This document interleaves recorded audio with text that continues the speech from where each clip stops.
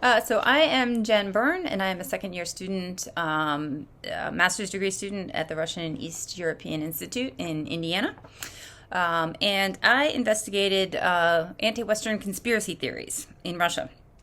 And I investigated this because the Putin administration has employed these anti-Western conspiracy theories and anti-Ukrainian conspiracy theories for years. They are crafted and intended to support the Putin administration and give the public the idea that it is only Putin who can save them from American domination. Scott Radnitz, in Revealing Schemes, demonstrates how these conspiracy theories in traditional media spike in times of crisis. Now, his book was published in 2021, just before the invasion, and so prior to that, his data showed that there was a significant spike in these anti-Western conspiracy theories in traditional media in 2014, which, of course, is associated with Maidan and the annexation of Crimea and the separatist movement. There are a few, the separatist movement of Donbass. So there are a few other books that I also looked into, one by Elliot Borenstein and one by Ilya Yablokov, and a bunch of articles about this. But what I found in all the literature that I came across was that there was very little attention paid to social media, which I thought was really interesting, because even here in America, we can see the conspiracy theories are booming and they are impacting our politics. And a lot of it is happening on the web, because social media is just a perfect place to circulate these theories very rapidly, and also because users can kind of participate in constructing the theories and supporting the theories. And so I wanted to see how that was happening on Russian social media. So I chose the platform Kontaktia, or it's called VK now. Because it's known as the Russian Facebook. It works a lot like Facebook, and it is also recognized as a tool of the Russian government since 2014. It didn't start out that way. It started out by an independent Russian guy who started it, but the platform got taken away from him in 2014. When I began this research in November, it was kind of going out of style. Users were moving to Telegram and Instagram. But after the invasion, and now that those sites are banned in Russia, VK is growing again. And in fact, even when VK was shrinking, I found that the groups that I looked at were growing anyway. Well, that's very. I didn't know that the 2014 thing happened, where the government plays a bigger role in it. Yeah, that happened. Yeah. One of the oligarchs managed to wrest control of it from, I think, Pavel Durov. Okay. Durov is the founder. Yeah. And actually, interesting, he's the founder of Telegram as well, which is booming. Yeah. So, and don't feel bad for him. He's a bazillionaire. I don't feel bad. So anyway, VK is the site of a lot of really anti-Ukrainian content, and for that reason, it was banned by Ukraine a couple of years ago. But people still use it. It's very easy to get around the ban, and also these anti-Ukrainian groups that I was interested in would naturally just ignore the ban. They wouldn't pay any attention to that. It was not hard at all to find these groups, and so I chose to study 4 groups. 2 of them are larger, they are more than 100,000 users, and then 2 small ones of under 50,000 users. And so I found these groups in November, and I collected data on what kind of stuff that they post. And so that gave me a baseline for comparison in early February, once it seemed that war was likely. Not that I saw that coming, but it was just kind of, it just kind of worked out that way. And so my research question was, do these social media groups, these anti-Ukrainian social media groups, do the anti-Western conspiracy theories spike there in times of growing tension and crisis? So the first group that I looked at was the People's Home Guard of Donbass, which in November had 115,000 followers. It has more now. This is the only site that actually had a phone number and a group chat. And it actually at one point had links where you could actually join one of the militias. It lists its goals as exit from the Nazi regime of Ukraine, to create Novorossiya, and uncompromising war with the Banderites. The editors do list they have names, and they list their home city as Donetsk, which is the other groups don't. So my data from this group showed that it focused mainly on public relations for the separatist groups. There was all kinds of posts about positive developments in Donetsk and Luhansk, economic developments, construction of schools or anything like that. And in February, I did see an uptick in international conspiracy theories, but not really American ones. In this group, they were focused more on anti-Ukrainian conspiracy theories. I did see in February so there are two data groups. Two data sets. The first one is in November of 2021, and then the second one is at the very beginning of February, when tension was ratcheting up. But of course, we did not know that an invasion was going to happen. And so I did see some content that was making fun of America, but not really alleging any conspiracies. And I did see a little bit more sort of like cultural disrespect towards sexual minorities and immigrants and stuff like that, which I don't see so often in the big groups, but in the smaller groups you see that a lot more. The notable thing about this group is that it posted all this positive developments in Donbass, and in February these positive posts about Donbass reduced to about a third of what they were in November. So they really cut back on doing all of that, and the posts just in general slowed down. In almost all of the groups, I saw a real slowdown in posts. They seem to not know what to publish. And what do you mean by positive posts about the Donbass? Well, and so a minute ago I said construction of schools, but I don't think there's any construction of schools. So it would be things like, no, I'm sorry. Well, there was like an opening of like a law school. Okay. And so things like that, or like highlighting good events. Yeah, good things that were happening. Okay, got it. Yeah, sometimes like parades or celebrations. Anything that was just going well. Understood. Got it. At the same time, there was lots of posts about the shelling and stuff like that. But it was basically, I think that they were trying to say that like we get shelled, but life is really good here, is what they think that they were trying to say. Okay. The second group was the biggest group, and they post like 30 or 40 times a day. So most of my research was done in group 2. It's called Donetsk, Luhansk, and Novorossiya. And this has now it has like, I think about 350,000 followers. Wow. And so its tagline was, log on, express your thoughts, fight shoulder to shoulder with us. It claims to be in favor of freedom.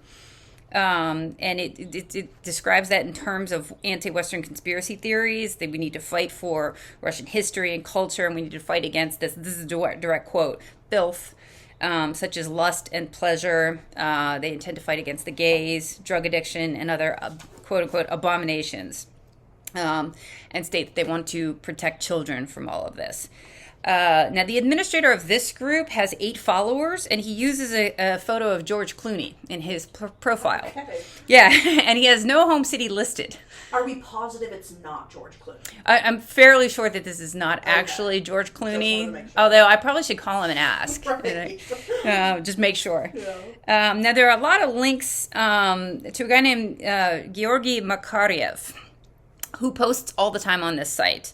And I actually recently have looked into him. He is a real person who lists his home city as Moscow, which I at least kind of appreciate the honesty there. So he appears to be a real person, and it appears to be kind of well known, and probably half of the posts on this group come from him. Oh, wow. Yeah. Maybe not half, but a good bit of them. And how many of those 350,000 users do you think are bots? I mean, you can never know, but how many I don't know, because I don't know how to figure that out. There are a lot of comments for, the posts do result in comments. Now, in November, what would happen is you'd see Ukrainians, arguing with these posts, and you'd see fights, and you don't see that anymore. That stopped happening. And I don't know if the Ukrainians are just too busy to do this. It's not important to them at the moment. Or if their comments are being deleted. I think that's a possibility. So anyway, so this group, it posts like 30 to 40 times a day, and so this is where the bulk of my time went. And it was posting in February. It did slow down a bit as compared to November. But here I did see an increase in anti-Western, anti-American conspiracy theories the way that I expected. I sort of expected them to follow traditional media trends, as Scott Radnitz had demonstrated. But all the other categories fell. I posted all the content and put it into some kind of category, and everything fell except for American conspiracy theories against Russia. Those went up. And conspiracy theories that sort of allege that America is using Ukraine to get to Russia. And so I think that this tool, I think this site is probably not run by George Clooney and is probably a tool of the Russian government. It posts so often. I don't know who could post that often. There's a regularity in the language. It rarely posts any like memes unless the memes are memorial. All of these sites, especially in November, would post, photos of combatants, separatist combatants who had died. Oh, okay. And they would remember, anniversaries of their deaths and stuff like that. There was also a lot of posts about World War II. Now, they wouldn't put those two things together, but there was a lot of World War II posts and like reminder of the sacrifice and heroism and all that type of stuff. That was another really common theme that I saw. But this site, it just seems kind of professional. And despite its kind of radical description about what it wants to do, regarding the sexual minorities and stuff like that, it actually doesn't really use extreme language very often. It doesn't use any slurs that I would see in smaller groups and stuff like that. I think that it did try to appeal to a broad group of people who might be turned off by like extreme language and stuff like that. So the messaging is anti-Ukrainian, but it's just put in more civil terms. Yeah. So that's why I also think it's a tool of the Russian government. The third group is Partisans of Novorossiya, and so it had 63,000 people, so it's one of the smaller groups. It claims to be made up of former members of Ukrainian and Russian security forces. It lists its goals as active mobilization against the quote-unquote illegal new governments in defense of the people of Novorossiya. The home city is listed as Luhansk, and there is no administrator listed. The data in February showed me that the primary function of this group was to denigrate the Ukrainian government. Most of the posts describe Ukrainian conspiracy theories and the shelling of Donbass. The next two most popular categories in this group were good news about Donbass. They never post, other than the shelling, and other than something that they blame on the Ukrainians, they never post any bad news coming out of Donetsk or Luhansk. Interesting. And so they also did a lot of memorializing of combatants and the World War II posts that I had mentioned. In February, this group almost dropped Ukrainian conspiracies altogether. They increased content that just showed the government as weak, corrupt, or incompetent. American conspiracies that used Ukraine increased. And so did disrespect of minorities, and Ukrainians increased a little bit here. But this group doesn't post very often. And in February, it was posting about once a day, and there were days it didn't post anything. And this group almost never uses language like Nazis. Donetsk Group 2 uses Nazi all over the place. Okay. And Banderites. This group doesn't do that. And they also never made a genocide accusation. In February, it seemed like this group did not know what to do. And for this reason, I think that this group probably is who they say they are. Okay. Their posts seem to be more practical. This is one of the groups that once the war began, I'll get to that later. Once the war began, they actually posted a little bit of practical content. I didn't see any practical content on any of the other sites. Like, hey, everybody, like, this bomb shelter is here, like, do this. Like, there was none of that. Okay. But this group, I think, it probably is members of the security forces and maybe not necessarily a direct tool of the Russian government. The last group is the People's Republic of Dnipropetrovsk. They do use the old Russian name for the city. It's got 26,000 members, so this is the smallest group. In its main page, it says that it is against American puppets in the government and against the Banderites. No administrator is listed, and it has lots and lots of other links to anti-Ukrainian groups that I came across in other research. This is the most radical group, and even though it's a fraction of the size of Group 2, it posts all the time, and it had more posts about Ukrainian conspiracy theories. It seemed that the main function of this group, it was not Ukrainian conspiracy theories. I'm sorry, that was a mistake. But rather portraying the Ukrainian government as weak and corrupt and unable to provide any stability. There was always lots of posts that there was another Maidan coming and that other people were like, well, there were conspiracy theories in that. Like, there were other groups plotting against Zelensky to take over Zelensky. Right. And then there was going to be another upheaval and all that stuff. This group had a lot of that. They did a lot less memorializing with combatants in World War II. And that may be because this is Dnipropetrovsk, so it's not, within the separatist held areas. It's outside of there. So I don't know if that was it. In February, there was definitely an uptick in anti-American conspiracy theories. And this group, actually, interesting, was the only one that posted more in February than it did in November. This group seemed to be like kind of heating up in February. Two things make me think that this group is actually, sadly, authentic. The first is that this is the only group that posts local content the way I would expect to see it. There's a guy who records and posts videos all the time. They're kind of weird. He doesn't walk around the city or anything like that. He always like films like a model train. I don't know why. But anyway, he talks and describes like conditions in the city and stuff and things that are going on. Things that somebody who lived there would actually know. Okay. And, I had to like look really hard for this kind of content. You would think in these sites that people would like post their own personal stories, but there's very little of that. But there is some of that on this site.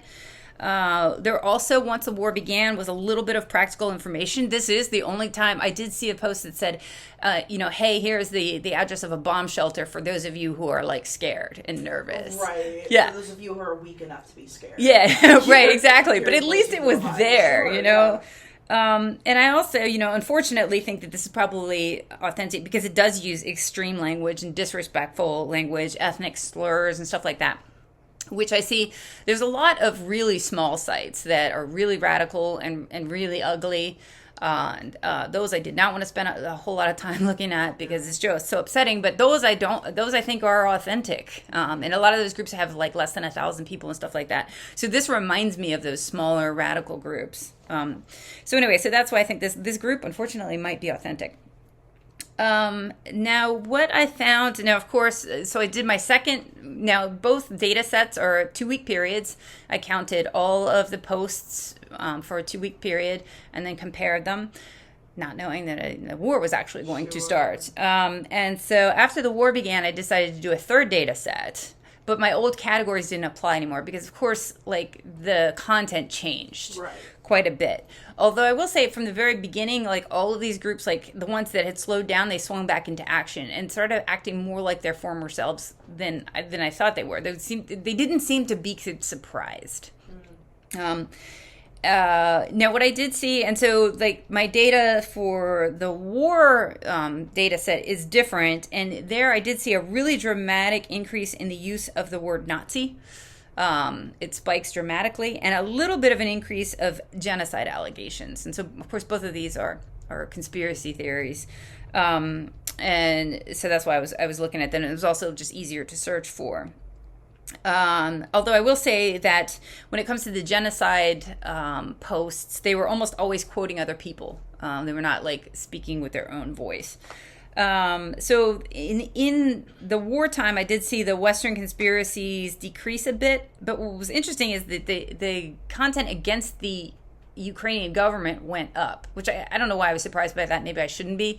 I would figure that they would forget about that and have different problems. Sure. So like that I did think was just really weird because I was like, why are you guys still slamming the government as it's, everything's being bombed? Right. That's interesting. That is an interesting thing to note, though. Yeah. So, so that's what my research is all about. It basically shows that, the anti-Western conspiracy theories did spike in February as tensions were ratcheting up, and then everything's different after the war. And so that's what I will write about, Awesome. Yeah. So, Jen, you mentioned that Russia uses conspiracy theories as a political tool. Do you believe they have been effective?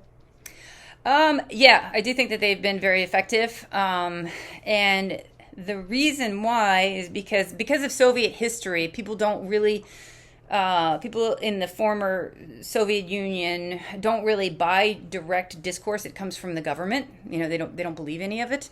And so I think that you couldn't campaign in Russia the way that you would, in America or something like that, because people think you're kind of stupid if you're too like attached to a certain candidate or idea or something like that. And so what they did was they spread these conspiracy theories. This is what Yablokov writes all about. They spread these conspiracy theories. It doesn't come from Putin or from the upper echelons of the government usually. Now, recently it has. But prior to that, they didn't voice these conspiracy theories themselves. What they did was they circulated it through TV talk show hosts or editorials in, different newspapers and stuff like that, so that it appeared to be organic. It appeared to be coming from the people. And for that reason, and they were very effective in presenting Putin as the only guy who can keep, America from taking over everything. And so I think that they were effective. Now with these groups, I assume when I got started, I wanted to find some authentic groups and see what they thought and that kind of stuff. And that's why, like, over time, like, I began to suspect that they really weren't. But that was what I was looking for, because I wanted to see how well it was working. And that I don't know. I don't really have any way of. I'd hoped to go over there and talk to people and measure that, but that of course is impossible right now. Right. But that's what I was trying to do. But I think they have been effective. I just don't know how much. Got it. And this is kind of a conversation we've been having in the U.S. recently. With like Twitter and other sites, Facebook and other fringe sites that tend to kick up conspiracy theories. But what do you think should be done about these groups? In the U.S., when we have this conversation, the First Amendment, freedom of speech is often brought into it. I imagine that is not on the mind of a lot of people in Russia. So what do you think should be done about these groups? Yeah, well, I would love to say, if it was up to me, I would ban them, sure, of course. Actually, one of the reasons I sort of would prefer that this be embargoed so that people don't use my words as if I actually believed any of this stuff and stuff like that. It's a little bit awkward sometimes to describe my research and show it and stuff like that. So yeah, I would ban them, but I know that they won't be banned because this is the purpose of Kontakt at this point. This is what it is meant to do. And actually it goes so unregulated that American neo-Nazis use Kontakte now because they don't get banned. So groups that have been banned off of Western social media platforms, which is really ironic given the war is supposed to be about denazification. Sure. So the one place where Nazis can post freely and not worry about a thing, your profile picture can be a swastika. You go to VK because they don't regulate anything except criticism of the Russian government. Wow. Okay. Yeah. Was there something that you were surprised in your findings? Yeah, I was surprised at the lack of local content.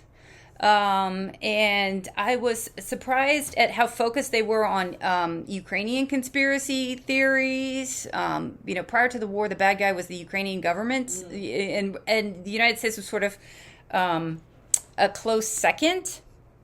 And I guess in the original research, I was not expecting so much World War II content.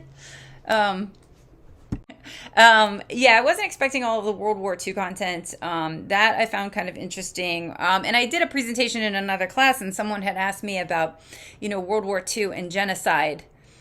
And it occurred to me, because these were not Russia experts, that they didn't understand that the way that Russia uses World War II is very different.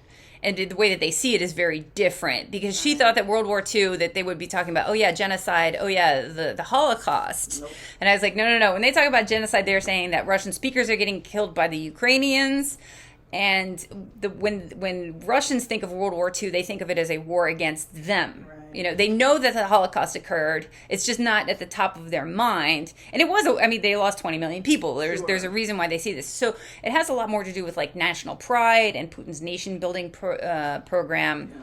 And also recalling the sacrifice and then the victory over the Nazis. It just feeds this anti-Ukrainian narrative, and that's why calling someone Nazis is extra effective. Well, and the first thing I thought of when you were talking about the memorials that are put up for people who died in the battles in eastern Ukraine, the first thing I thought of was the Immortal Regiment during the Victory Day parades in Russia for World War II, and how those kind of go together. So memorialization and World War II have this very interesting role that they play in Russian society, and seeing them in these sites must have been interesting. Yeah. And I think that the purpose of doing that was to encourage people to enlist and to fight and to show them, look, you know, your sacrifice will not be forgotten. Because in addition to these, you know, memorial posts and memes and stuff like that, there are whole parades. There are military, well, there were prior to the war, you know, military parades, and then. Now, once the war started, I did not see that anymore. I only saw a memorialization of a combatant when a particularly famous guy, whose last name was Joga, I can't remember his first name, he was killed.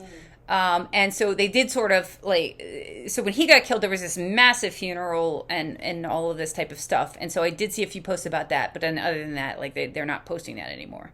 And also, so I was surprised by all of that, and I was surprised by the lack of practical content. I would think if you were, you know, trying to create a public and you're trying to mobilize people, you would give them something that they can use. Right. And I was surprised that, like, the narratives didn't really change that much once the war began. So the content, they'd, like, shift a little bit.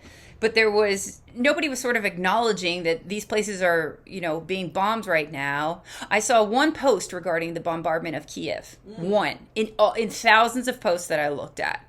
And you would think that would be important for the group to know that the Kiev is being bombed and all of this. So, like, I didn't understand that. And the one post that did acknowledge the bombardment was just making fun of an American reporter who sort of, like, hit the deck when he heard some bombs and then, like, had trouble getting his mic back on and stuff like that. So he was just making fun of the American guy. And so there was just no, like, news that people could use. Now, maybe that's just not what they do, but that's what I expected to see. Right. Oh, that's fascinating. Really interesting. This entire discussion, this entire podcast has been very fascinating. So, yeah, thank you, Jen. I hope so, because it's the longest one, so. Yeah, that's okay. Yeah, awesome. All right, thank you. You guys have been a great audience. Yeah.